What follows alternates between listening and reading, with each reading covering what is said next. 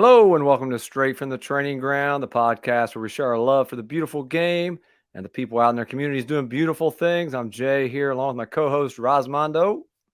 How's it going? Going well, my man. Anything going on in your world? Just been pretty busy.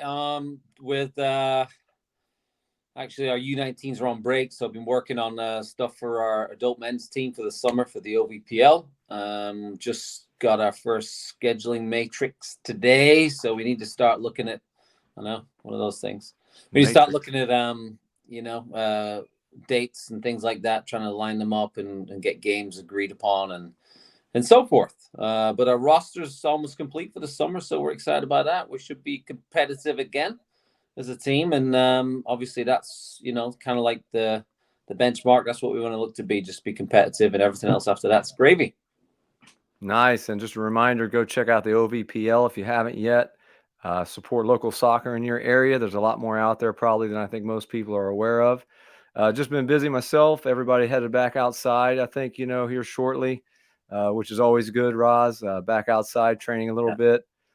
So looking forward to the spring. Other than that, just very happy to have the guest we have this week, someone with 39 years of college coaching experience, someone who has been around the game quite a lot and I think has a lot of good insight into the, I guess, recent history, at least, the transformation of the game at all levels in this country for probably around the last 40 to 50 years almost as a player and coach.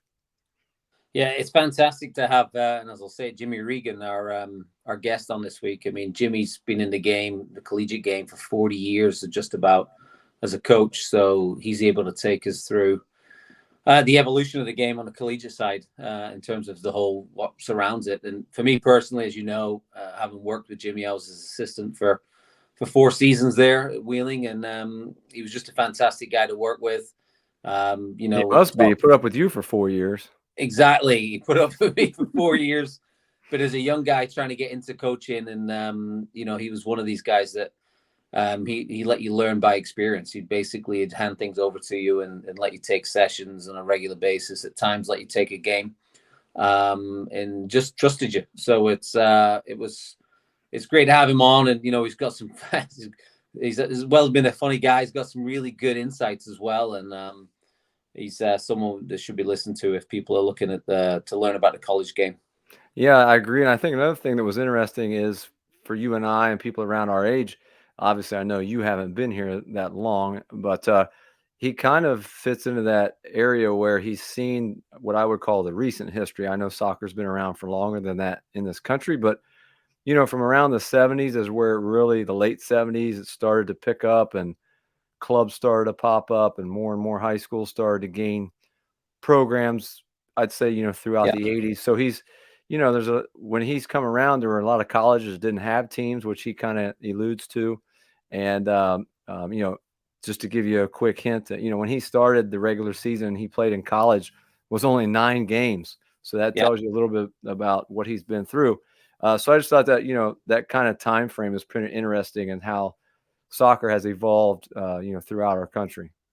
No, and I think it's great because last week we had Scott Morrissey from Rio Grande, who's had so many years, 30+ years coaching, and this time we got Jimmy Regan, who's 40+ years around the college game, and as you said, he even straddles kind of like the before and after of soccer in this country. The old NASL, I guess Yeah. it is, and then now the MLS years now and beyond that. So it's kind of there's a 9-game collegiate schedule was fascinating. I wasn't aware of that, so that was really interesting.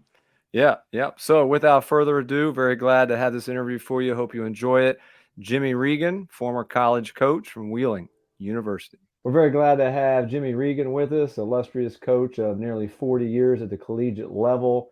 I'll let Ryan introduce you and tell you a little bit more about him and his background. But Jimmy, thanks so much for joining us today. Oh, you're welcome.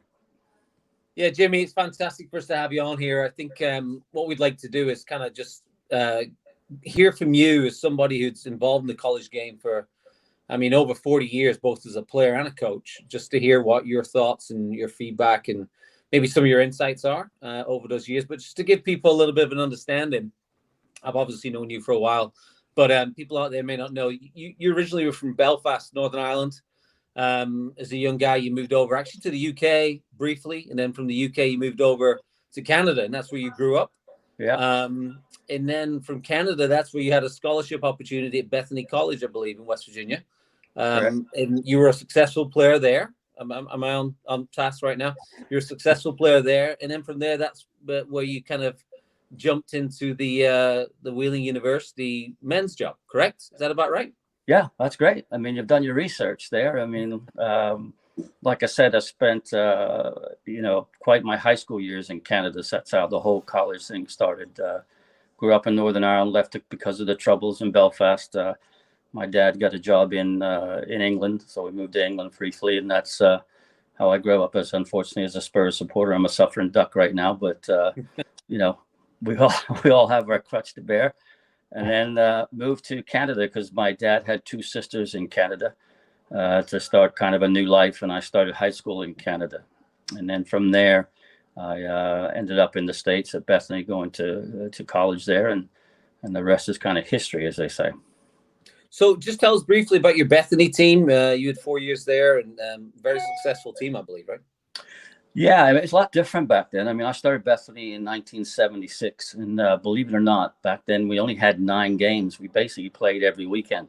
Huh. So it wasn't as what you see now. I think it was 2 years at 9 games, and it moved to 12. And I think my last year might have been 15-game season. So not like today's standards in the sense where you're playing twice a week pretty much all the time. So I wish it was more back in the day. You know what I mean? Yeah. Because obviously I love the game, and playing twice a week would have been perfect. But that's how it all started back in the 70s.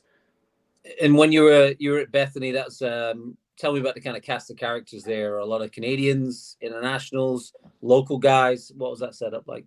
Well, basically, it was when we first got there, we were probably the first couple of internationals. There were some walk-ons, a couple African kids that were just going to school there, but we were probably the first kind of recruited international, so to speak, even though, Canada is still part of North America, so they don't really consider themselves, internationals per se. But that's how it all started. Then from there, it just kind of escalated where we brought more Canadians from year to year, where it got to the point where there was a roster of 10 or 15 Canadian players during the 70s and 80s, which was when they won a national championship later on. And as a coach, I went to a final with Bethany. We lost the year I lost I think it was 81 or 82. We lost in the final. But yeah, they won a national championship after that. But predominantly then, that's when the international link started to turn. Right. And then just give us a bit of a timeline there. When did you start at Wheeling? And that was the early 80s?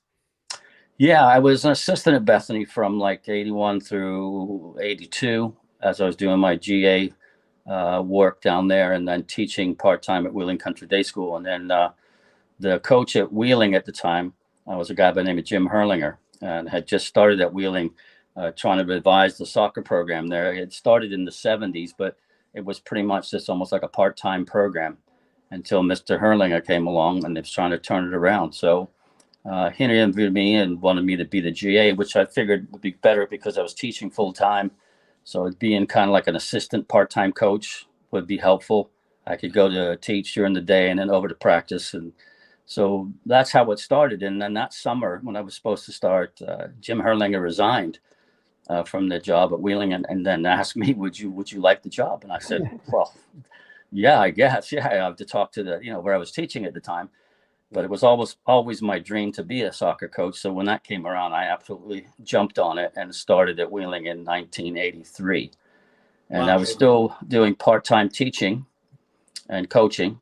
And then I made a proposition to the president at that time to start a women's program so that I could go full-time at Wheeling instead of just trying to do both jobs, part-time. So that's how it all begun. I started the women's program in 89. I became a full-time head and men's women's soccer coach starting in 89. Fantastic. So I think what Jay and I were really fascinated about, and I think people listening will be as well, is that's 39 years or even more into your Bethany days of college soccer in the US. And how has it changed in that time, the college soccer? Anything from the parents, the players, how kind of lax and relaxed and more strict you could be then or not with the players and all that sort of stuff?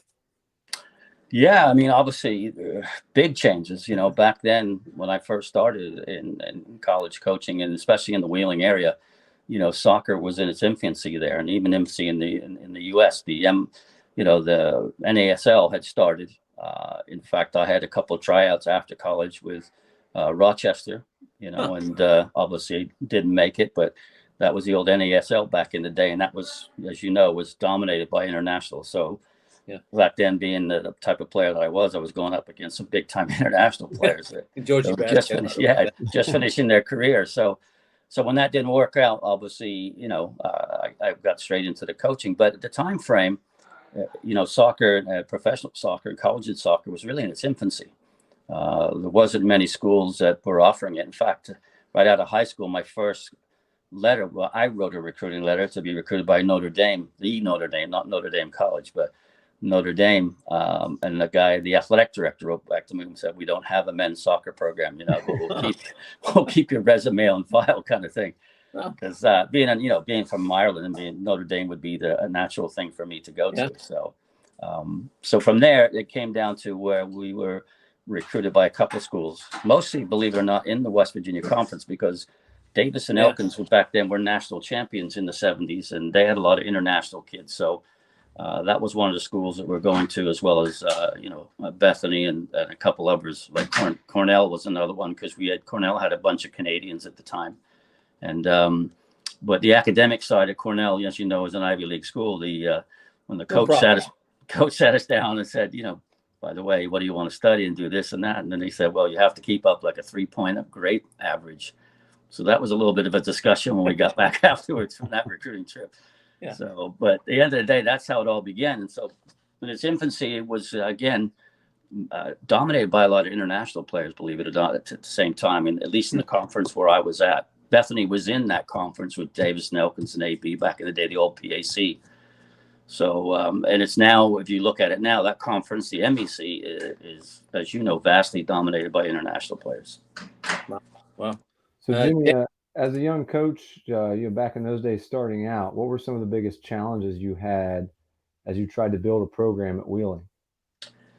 The biggest challenges really was putting Wheeling as a small college on the map. Back then we were a Jesuit university, so we were part of that network. So I tried to play that up using the Boston College, the Georgetown, the Xavier, using all those names to recruit kids, saying, hey, we're one of those schools, just a little bit smaller. We have the same kind of academic standards, the same kind of philosophy. So that worked. We got a lot of good combination of American kids from those Catholic schools, and especially the Jesuit high schools back in the day. So we had a nice mix when I first started out. Probably had about 5 or 6 internationals and a good squad of young American players from all those good Jesuit high schools. So it's changed a lot, though. Nowadays it's really tough.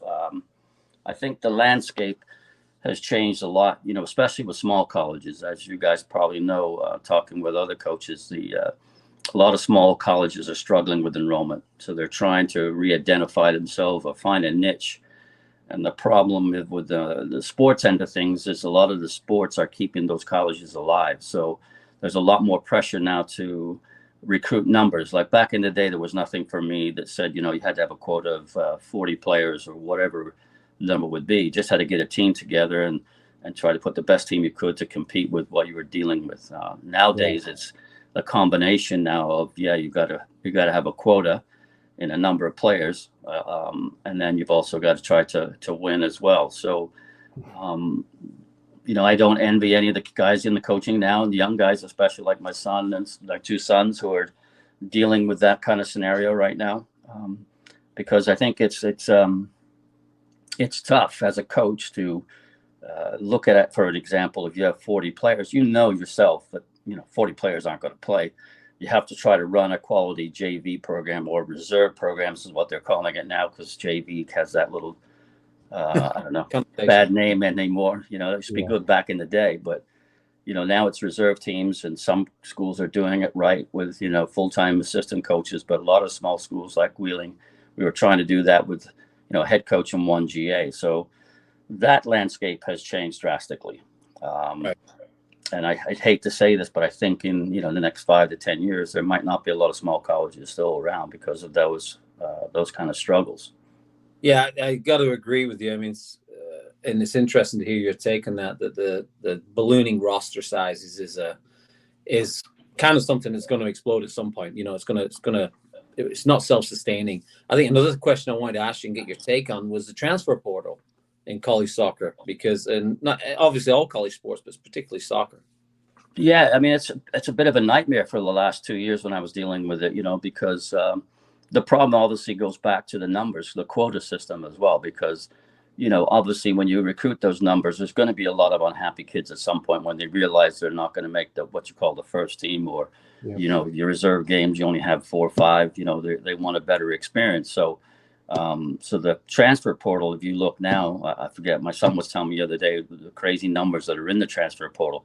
And even in the conference, if you look at the NBC right now, look at that transfer portal. There's a lot of players in from all those schools in the transfer portal, because they've got to the point where they thought they were being recruited for the first team, maybe, or they thought they had a chance to get to the first team, then realized, this is too good for me. So now what do I do? What's my next step? Well, I go back into the system again, so it's really, they're not worried about, it doesn't seem to me like they're not as worried as much as about the academic side of things, which should be their first, situation when you check in. They're just more worried about where they can play. And I think it was a reflection of pay for play soccer now with clubs in this country too, because if you look at it, why the clubs have expanded so much is because the numbers have grown, actually, yes, but if a kid is not good enough to play for his local big team, and I'll just use Pittsburgh as an area, if he's not good enough to play for Beeling, instead of working hard to get that team, he just jumps ship to another team. So it's kind of like the transfer portal. It's how those clubs now have expanded in those kind of, when I first started coaching in Wheeling, there might have been only 3 clubs in Pittsburgh.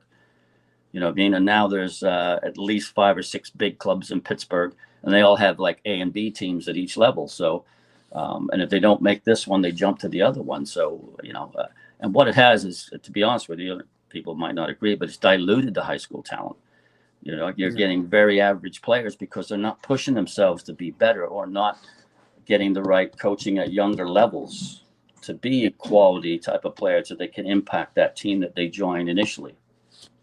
Interesting. I mean, that's what we were going to ask about, your thoughts on youth soccer as well, because obviously it's as the popularity of the game's grown, so is the number of organizations involved in it. It's just become an industry in many ways, and that's not always a good thing. And I think you're kind of indicating that there, right? Yeah, I mean, I see it now. Like, I mean, the other big part of the problem is like, the traveling that you're doing now just for regular season games. Back in when I started at Wheeling and we had the growth of the Wheeling Soccer Club, I think we had teams from under 12 all the way through to under 17, boys and girls side. And we played in the Pittsburgh League and the surrounding teams in the Pittsburgh and Wheeling and Charleston area. And then we went to a tournament every once in a while. We went away for a weekend, which was a family event, because we go to the same tournament, bring the whole teams from, under 12s to under 17s. Yep. So your families could go, brothers and sisters could watch each other play. And to nowadays, it's like, my son-in-law coaches one of the big clubs in Pittsburgh, and he's gone every weekend just for a regular season game. He's going to like Columbus, Indianapolis, Baltimore. I mean, how much of that is really about finding quality opposition, as opposed to just basically marketing their club to say, hey, we do more exclusive things? I mean, that's kind of what we feel is more going on than it is actually playing good opposition, because you cannot have good opposition within 200-mile radius, Yeah, I mean, that's part of it. I mean, I think it's part of it. They want to be in these big league, big name leagues like the ECNL or whatever, USL, whatever. They're trying to be part of the bigger group that's supposed to be, at a higher level, more recognition. And so the kids and parents are buying into that. Well, like, if we play with this kid, we're going to get more recognition this way. So, there's good and bad to it. Yeah, there might be better competition. But at the same time, if you reflect back, we would play in local leagues and it'd be decent competition. And then we'd go to a major tournament where we would get better competition. But it would be, like, one in the spring, 2 in the fall, or 2 in the fall, 2 in the spring. So which is better? I don't know. It's very costly. I know that as a parent now, if you're, with a big, travel club and what you're paying out compared to what we were paying, let's say 10 years ago. Yeah, 100%. Jay? Yeah, I can tell you, Jimmy, I coach high school and club, and I'm right in the middle of all that stuff, and I couldn't agree with you more. Yeah. It's just crazy. Um, as someone who's been around the game for such a long time and coached as long as you have, what is some advice you would give to your younger self or a younger coach starting out now, knowing all the things and the experiences that you've had? Well, I mean, I can reflect on it because I have two sons in the game right now. Right. So my basic advice to them is, just believe in yourself and believe in what you're doing as a young coach, your tactics and how you think the game should be played and how you should, deal with your players. There's always going to be pressure to win, and that comes from within. Like for me, it was never the school putting pressure on me. Hey, you got to win a championship or you're going to be, not have a contract next year. It was kind of a self-imposed pressure because of who I am. And I guess there's probably more pressure on that nowadays because obviously the schools are putting pressure on the guys, not much to win, but to make sure they have numbers more than winning. A coach now at a small college will probably lose his job before, not because of his record, but more because he can't bring in recruits or can't get a squad of 40 kids. So that's kind of a sad element and a lot of pressure for these younger coaches now. Wow. Yeah, good point. What one last question, at least for me. What advice do you have out there for high school kids? Obviously, club and all those things have changed a lot since you've been around this. But what advice do you have for high school kids right now and their parents if they're interested in playing at the college level? First thing I would tell them, obviously is, prepare yourself as best you can by playing with a good group of people that are going to take care of you, a club that believes in development, number one.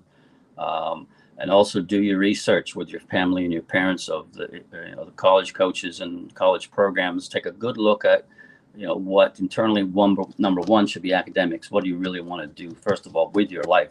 Because of the percentage moving forward into professional sports, as you know, is very low and all across the board. So that's got to be the first thing that should be on the top of your list. Second of all, then now, like we said, with this numbers game, is not be afraid to talk to coaches. Do your research because unfortunately, there's going to be a lot of coaches out there just selling it because they need the numbers. Mm-hmm. So I would ask a coach or his parents to make sure they do that background and not be afraid to ask the question, Coach, why do you have 50 players on your roster?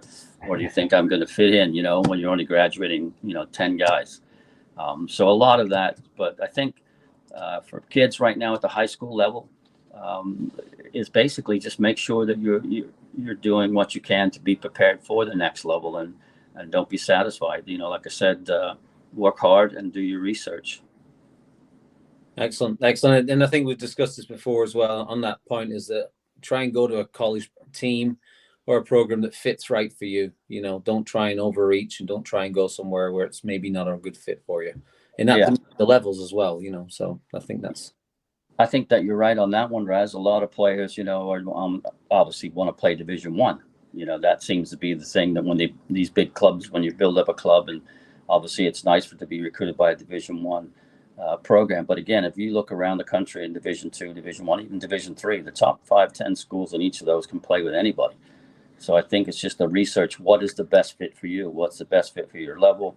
From a soccer standpoint, what's your best academic fit? And try to be honest with yourself and say, okay, I think I can play here and be as honest as you can with it.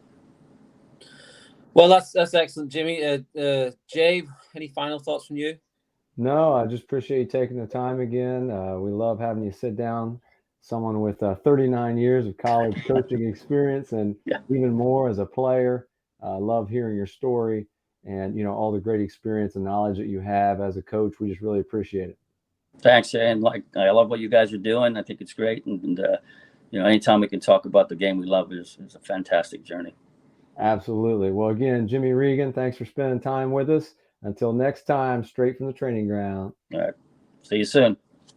Visit our partners at TractionSocks.com for performance grip socks created for all athletes. Visit our new partners, UnoZero at UnoZero.com, where classic beauty and quality meet modern design and elegance for football boots and more.